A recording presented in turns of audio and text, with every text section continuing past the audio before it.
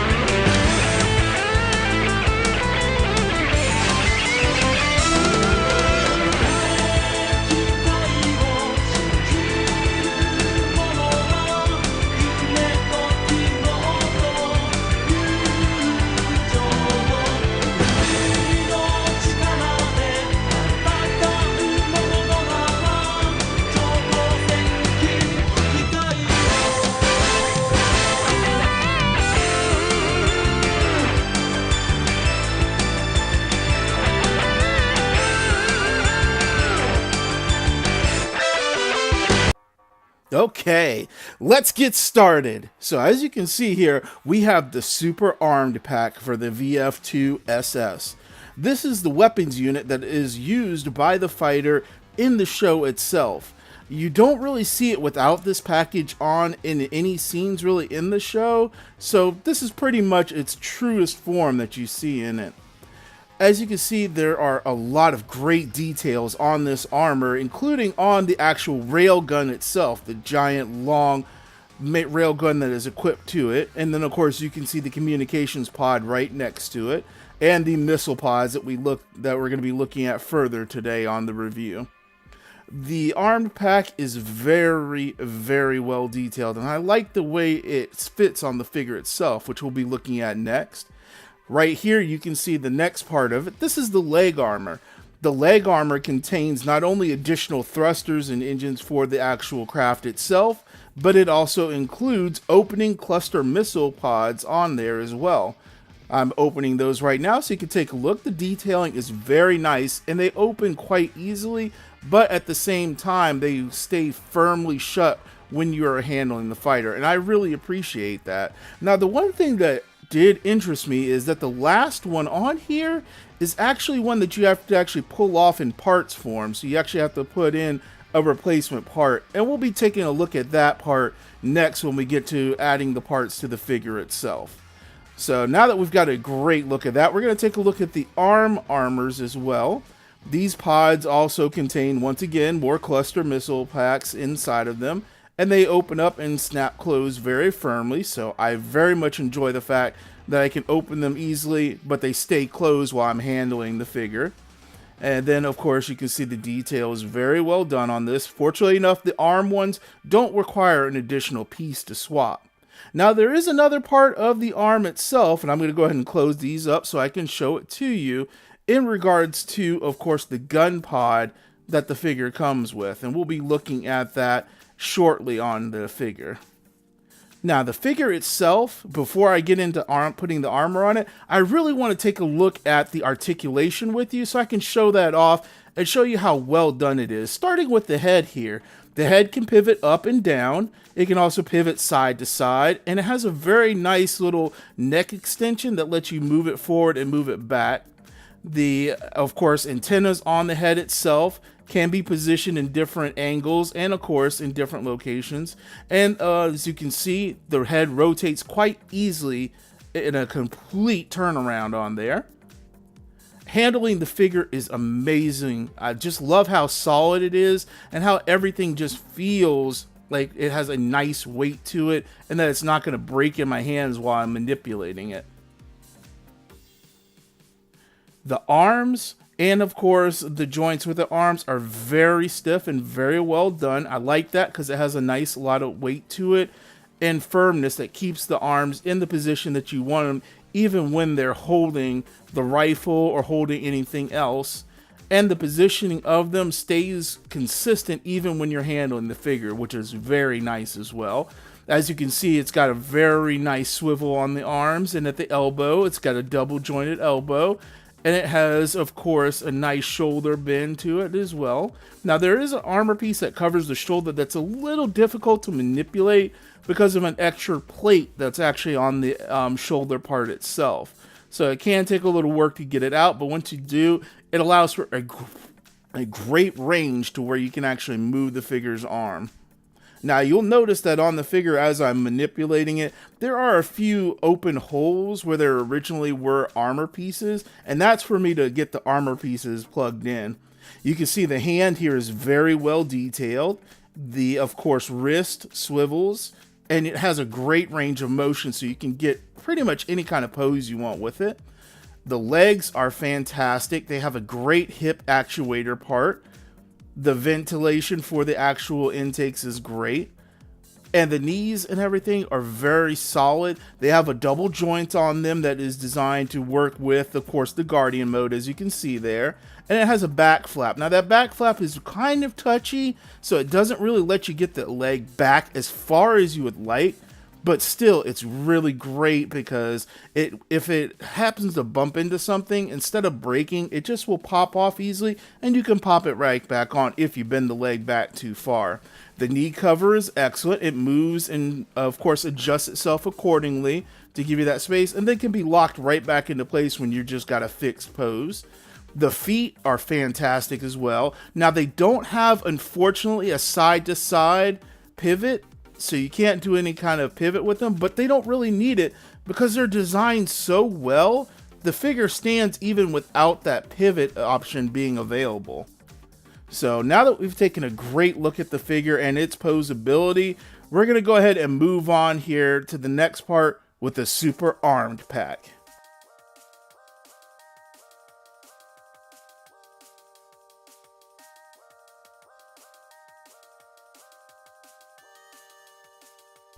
Now, let's go ahead and get this armor on this bad boy. Before I go put that armor on, though, I do want to show you this part with the conversion for the leg armors to where we can get that final bay door open using the conversion piece that comes with the kit. So as you can see, I've taken it off. It's quite easy to take off, but once again, it stays firm while you're manipulating it. And then you just grab the replacement piece, snap it right into place on the leg armor. And there you go. You've got that final door open, and it looks just as fantastic as the other ones in detail. So now you have all the cluster missile pods open, and you're ready to rain some hateful damage down on those enemies that are coming your way.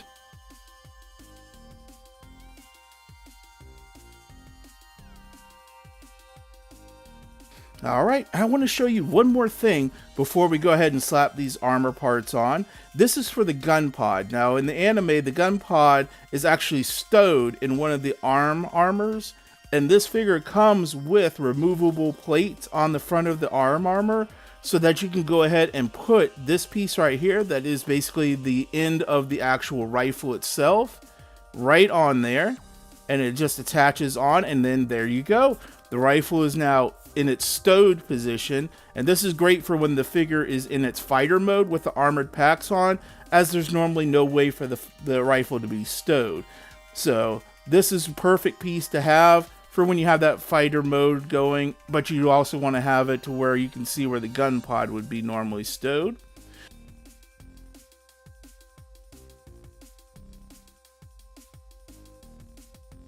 So we're going to go ahead and just close up these, and we're going to go ahead and convert it back to the closed mode. So that way we can get this armor loaded up on the figure and go ahead and move forward and show you what it looks like with the armor on. And we're going to do the same for the forearm armor as well. We're going to put that piece right back on the cover. As you can see, it snaps back on real nice and easy. Looks nice and flush on the figure. Doesn't even look like it's a piece that can come right off. So another thing that I also want to show too, right quick, before we go ahead and add the armor on, is the long range missiles. So as you can see, the long range missile covers are pulled off, and then you swap them with these pieces with the actual missile tip exposed. It's quite easy process. And as you can see, it looks very nice and very detailed on there. Now these pieces tend to be a little bit looser than I would like, but they do stay on there pretty well. Just you don't want to knock into them or bump into them. And you also want to make sure that you put them on with the right side. It's quite easy to get confused which side is which, but you can tell because it'll either seat cleanly on the figure or it will not seat correctly. The top pod also has the same thing, as well as the one on the left side. I'm just going to go ahead and do the top and the right side for right now, just so you can get a good look. But I'll have some photos of the full missile pod exposure later on in the video for you. But this is a great thing. I was hoping for ones that would actually open, but considering the size of the figure and the mechanics that would be involved in that, I could see why they went with more of a conversion parts versus having some very small mechanics that may fall apart after extended use. But this is just a great looking figure. When it has the missile pods open, it's just ready to lay waste to the enemy with some long range missile fire. So let's go ahead and convert it back. We're going to take those pulled off right there. And we're going to go ahead and convert this right back into the closed ports.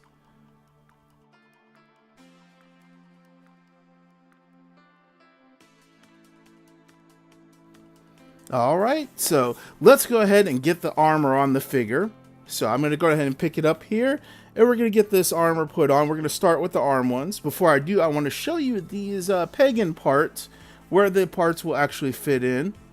It's very nicely done. They're just little ports that you pull the covers off of, and it just leaves a nice little pagan spot where the figure's armor packs will go. So we're going to start with this arm. Plug that right in there. It fits in nice and flush to the figure, so it looks really good. And then we're going to do the same thing for the other arm as well. Get that on there. And another thing that I do love, and that's the reason why I like that the fact that the figure comes with these stiff joints, is that the weight of the armor being added onto the arms does not make them droop or bend out of position or anything. And it still has the full range of motion that's available with the arms without the armor, and that's always a great plus on the figure. Alright, so now let's go ahead and get the leg armor onto the figure. So as you can see, once again, there's the peg in point, and then there's the peg on the leg armor itself.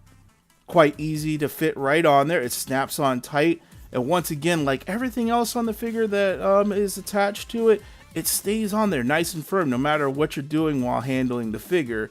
It can be kind of a chore to get it off, but that's a good thing because I'd rather have a little bit of difficulty getting the armor off versus it just falling off all over the place while I'm handling the figure and posing it or doing things with it. So now, as you can see, we got the leg and we got the armors on. Now, the backpack is actually fairly simple, but there is one part that you want to watch out for, and that's on the back of the figure itself. Because as you can see, these grooves right here on the backpack for the super armed pack fit right with these thruster pods that are on the back of the figure. So you want to make sure those pods are just in the right position before you try and put it on the figure itself. And you can see me adjusting them there. They should be around this same position, but you can tell when they're not in position because the pack will not snap on correctly. But once you have them in the right position, you simply slide into the bottom, and then the two sides pop right over the other part of the pack, and it attaches on very neat. As you can see there, I had to do a little bit more adjusting because the other part was not snapping in, but now that I've got it adjusted in the right spot, it snaps in perfectly. And it stays on there nice and tight. You can see how flush it's fitting to the figure right there and there. And there we go. We have the Batroid mode with the super armed pack in place. As you can see, it stays nice and solid. It stands very well with minimal adjustment needed for the legs to compensate for the extra weight. And that's one thing I really appreciate on this figure. It can hold a variety of poses even with that extra weight from the backpack on there. You can get the classic gun pose and everything done with this figure. The arm parts and the leg armor do justice to the detail on this figure for it matching for what you see in the anime itself. And as you can see, it's very tall with that heavy rail cannon on the back there. And then you have the missile pods. Those wings on the missile pods can be adjusted and moved. And we're going to take a look at that in one of the other final modes later on when we get to the fighter mode and the Gerwalk mode. The Batroid mode is just fantastic and looks like it's ready for some action. The detail is amazing. All the missile pods can be opened when it's in this mode and all the other modes too, without any kind of impact to clearance or anything necessary to allow it to have room to do that. Now there are a few more gimmicks on this mode that I'm going to be showing here in just a moment, but as you can see, it's just great looking all around. So let's go ahead and take a look at one of the other gimmicks that this mode has, and that's that heavy railgun. Now naturally, of course, with that heavy railgun in its current position, it'd be very hard to shoot an enemy, but fortunately enough in the show, this railgun actually has a mode for when it's in Batroid mode for it to be used. There's a latch on the figure's backpack itself. It's a little stiff, so it can be a little hard to manipulate, but once you pull it loose, the backpack will of course change position. It's on a nice solid swing bar, and then you just pull it out, pull it up, and it can even rotate on that swing bar as well. And then right over, there's a face guard that's built into the top part that you can see me extending right there. That covers the face of the figure to protect it from the backwash of the railgun fire. And then you just bend it down into place. And there you go. And the railgun is ready to take out some enemies with heavy railgun fire. And yes, it is a railgun. I know in a lot of the show's imagery and scenes, it looks like it's some kind of beam cannon, but it's been confirmed apparently by all of the information from the official Macross compendium that that is an actual railgun. Just that the energy stream from the railgun rounds apparently is more energy beam looking than an actual railgun round look. But still, it's fantastic. I just love how great this figure looks with that. And as you can see, once again, it stands quite easily, even with the backpack deployed in the railgun firing mode. So now that we've taken a great look at the Batroid mode and gotten a nice close-up view of everything in detail, we're going to be moving on next to the Gerwalk mode so you can see how well it does with this extra weight while it's in its second form.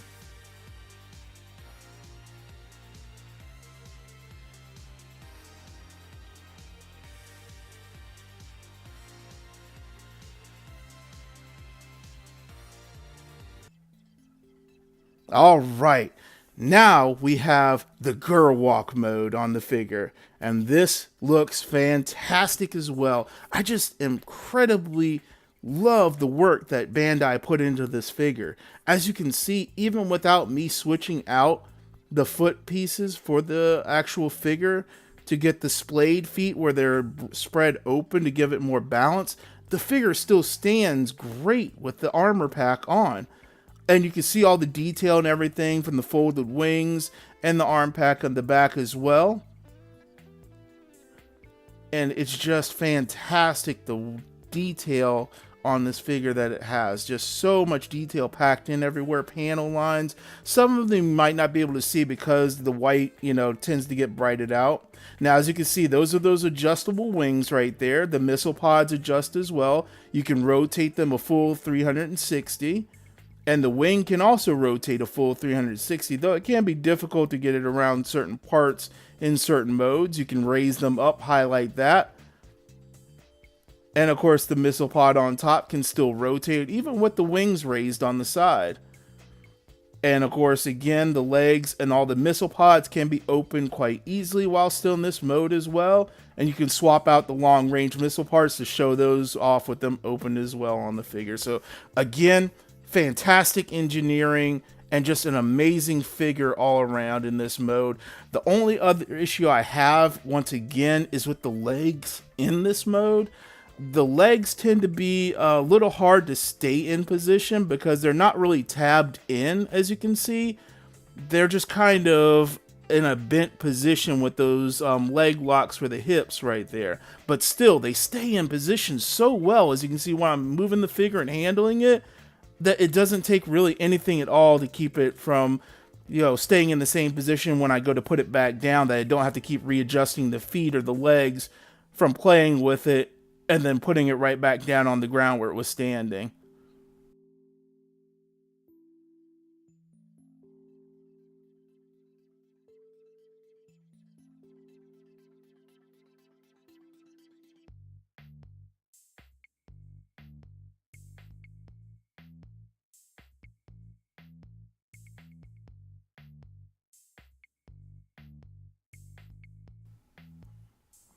This is the kind of engineering that I really love from Bandai, and they've really put a lot of work into this figure. I was kind of skeptical as to how well they would handle this figure, considering the other VF-2SS figures that have been done by other companies and the model kits for the older kits of this, but they have really put a lot of heart and soul into making sure that this is a solid figure in all of its modes. So now that we've taken a look at the Gerwalk, let's go to fighter mode. All right, and here we are in fighter mode. So here in fighter mode, once again, just a fantastic looking fighter mode with this super armed pack on there. This is the mode that you will pretty much see in the entire show for this particular Valkyrie, and it's just fantastic. I remember the first time I saw this, I thought it was a beautiful looking Macross Valkyrie. Just fantastic detail and armed to the teeth. And there's that gun pod, like I said, perfectly stowed in this mode. Sadly, there's no actual real opening to put the full gun pod into, but I'm still happy with the fact that they gave us that option part so that way we can show it stowed on the figure itself. They didn't have to, wasn't really necessary, but I'm glad that they did. And as you can see, once again, everything is just solid on the figure. You can see all the detail on it through the back there with that gun pod. And of course the open thruster ports. And all the missile pods just ready to be opened up as always. They can be opened while the figure is in any of the modes. As you can see here, I can clearly open it. And then of course they can be closed up just as easily as well on the figure itself. But all in all, just this figure is just solid, a great figure to have in your collection, and something I definitely recommend because of the quality of the build. But again, I just have to knock it down a few just because of all the nub marks that I keep finding. Now, the figure does come with 3 adapters. Each adapter is for each mode, and this is so that you can put it on a Bandai Tamashii Nations Act 5 stand, which is what I bought exclusively for this review itself. And fortunately enough, I got it for this second part. I didn't have it for the first part, but I did have it for this one. I've installed the piece now for the actual adapter, and then you just stick it right on the stand. And there you go. You have a fantastic looking fighter mode mounted on a fantastic stand, and it sits perfectly. I just have to state again, I'm amazed with what they did. They used just the right weight of materials for the super armed pack, that it doesn't really weigh down the fighter too much in any of its modes, and it just looks fantastic with the detail that they put into it. So if you can, get yourself one of the stands. And then here we go with the next part that they added, and that is the remote bits. In this Macross series, the fighters have remote laser units that are bits that basically follow them around and remotely act as extra weapons, and can of course intercept enemy fire that would normally hit the fighter itself. It comes with 4 of these. Now I'm using my own stand from one of my other Gundam model kits just so I can display these with the fighter. You can get additional Act 5 stands and use those with these. They're designed with little holes on them so that you can plug them into additional Act 5 stand pieces and have these arrayed around the fighter in different ways. It's just a great look. It's fantastic and I love it. They didn't have to add these in because they only get a few minutes screen time in the actual show itself, but I'm glad that they did because it's just great to have those as additional pieces for the figure. So all in all, I would definitely give this figure, I would say an 8.5, maybe 9 out of 10. I would give it a 10 out of 10 if it wasn't for just two things: the nub marks and the fact that one of the adapters, the more slight, the one for the Gerwalk mode, actually does not fit very well when it's got the armed pack on. I actually had to use the adapter for the fighter mode for when I was displaying it on Gerwalk. But otherwise, this is a great fighter and definitely one to add to your collection if you're a Macross fan.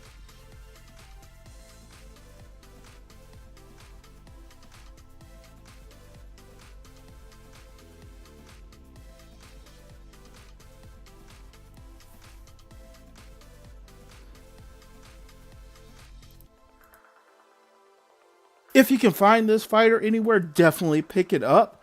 I found mine on Hobby Link Japan. They're a great website for ordering action figures from Japan. You may be able to find it on eBay. Somebody may have it on Amazon. But right now, Hobby Link Japan is the only place that I've really seen them on. Once again, thank you for joining me here at the GKaiser AGE for this review of the Macross VF-2SS Hi-MetalR figure from Bandai. If you can get your hands on one, definitely do it. This is a fantastic figure for any Macross fan out there, or any fan who just loves sci-fi mech in general.